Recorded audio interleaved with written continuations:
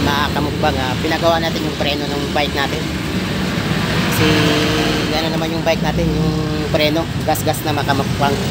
Kaya kailangan pagawa ni ni kamukbang yung kanyang service. Ayan yung aking service, oh. Service araw-araw papasok sa trabaho. Shoutout na kay Idol. Ayan yung idol ko, oh.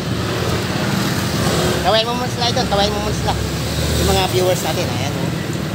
Poging gumagawa. Magaling gumagawa ito, guys. Mga kamukbang. Dito ako lagi nagpapagawa ng bike. Bisaya kasi yung Bisaya din kasi yung gumagawa, yung may-ari nito. Kaya mabait at napakahusay nila. Oh, ayan yung mga idol natin, oh. Yung mga idol natin ng Bisaya. Kaway mo pre mga idol natin ng Bisaya diyan.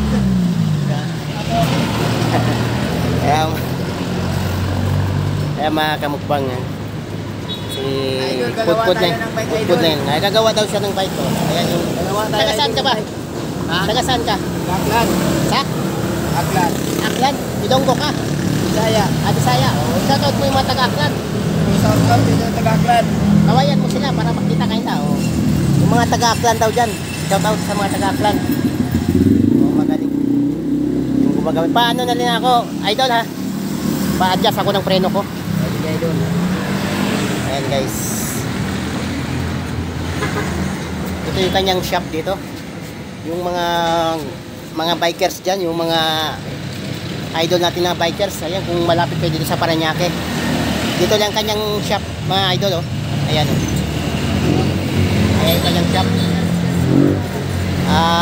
Kung malapit kayo ng Parañaque, punta kayo dito. Magaling sila gumawa mga idol. Magaling sila gumawa ng bike. Yung mga Bisaya dyan, kung kayo ay taga Parañaque, dito lang sa may Tambo, sa may bago mag-gasolinahan, bago mag-stoplight. Anong pangalan ng gasolinahan dyan, idol? Ha? Anong pangalan ng gasolinahan dyan? Flying B. Ha? Flying B ba yan? Flying B. Bago mag-Flying B, pag kayo ay mula dito sa may Sapote, bago mag-Flying B, pag galing kayo ng Baclaran, lapas kayo kunti ng Flying B. So ayan, punta kayo dito mga kamukbang. So napakagaling na gumawa. Ayan. Ayan, salamat sa inyo mga kamukbang, ha. Salamat sa inyo. Abangan nyo yung mga vlog natin, yung mga content ni Boy Mukbangers. Ayan. Yung mga nagtatanong pala mga kamukbang, ha, nagtatanong kayo kung bakit si Kapets ay nagpalit ng pangalan na Boy Mukbangers. Kasi nga yung vlog natin ay puro mga mukbang. Kaya nagpalit ako ng pangalan na Boy Mukbangers kasi yung vlog natin ay puro mga mukbang, kaya yun ang ipinalit ko. Kaya ibinagay natin yung ating pangalan sa mga content natin. Hindi yung mga nag-iisip dyan, bakit nagpalit ng pangalan si Boy Mukbangers. Kaya nagpalit tayo dahil sa mga content natin na mukbang. So ayan, salamat sa inyo. Shoutout sa aking mga silent supporter, sa mga nanonood sa aking vlog. Ayan, paki-like naman yung ating vlog mga kamukbang. Yung mga nanonood dyan, paki-like at paki-share. Ayan, maraming salamat sa inyo mga kamukbang.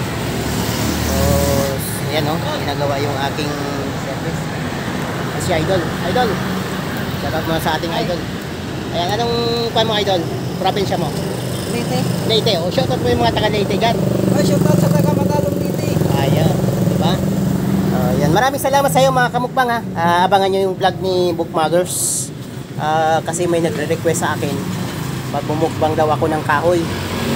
Ayun. So abangan nyo yung mukbang ko na kahoy. Yung nagre-request dyan, abangan mo yung mukbang ni Boy Mukbangers. Abangan mo. Salamat. God bless sa lahat, guys. Ingat-ingat po tayo. Bye bye everyone.